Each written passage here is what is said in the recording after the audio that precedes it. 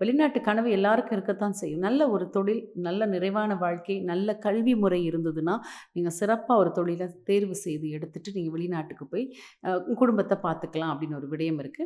ஆனா நல்ல தெரிந்த ஒரு நிறுவனத்தினூடாக நல்ல நம்பிக்கையான ஒரு வேலைக்கு போங்க அப்படின்ற ஒரு விடயம் இருக்கு.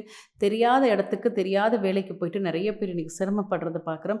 நெறைய பேர் பிரச்சனையிலேருந்து எப்படி மீண்டு வாரதுன்னு தெரியாம கஷ்டப்படுறதையும் நாங்க பார்த்துட்ருக்கோம். அதனால எல்லா விடயத்தையும் அறிந்து, தெரிந்து, புரிந்து நாங்க ஒரு இடத்துல வேலைக்கு சேர்ந்துட்டோம் அப்படின்னா, கண்டிப்பா உங்களுக்கும் அது சந்தோஷத்த தான் குடுக்கும் அப்படின்றதுனால நான் பதிவு செய்திருக்கேன் அப்படின்னு சொல்லியிருக்காங்க. நம்ம நினைக்கிறது ஒண்ணு, நடக்கிறது ஒன்றாக இருக்கின்றது அப்படின்ற ஒரு அடிப்படை இருக்கிறது இல்லையா? வாழ்க்கையில் எல்லாருமே ஜெயிக்கணும் அப்படின்னு எல்லாருமே யோசிப்பாங்க. ஏதோ ஒரு வகையில ஜெயிக்கணும், திறமையா இருக்கணும், திறமைய வெளிப்படுத்தணும். அதன் மூலமாக ஒரு நிம்மதியான வாழ்க்கை கிடைக்கணும்னு எல்லாரும் நினைப்பாங்க. அது எல்லாருக்குமே சில நேரங்கள்ல வந்து நடக்கும், நடக்காமலும் போகலாம்.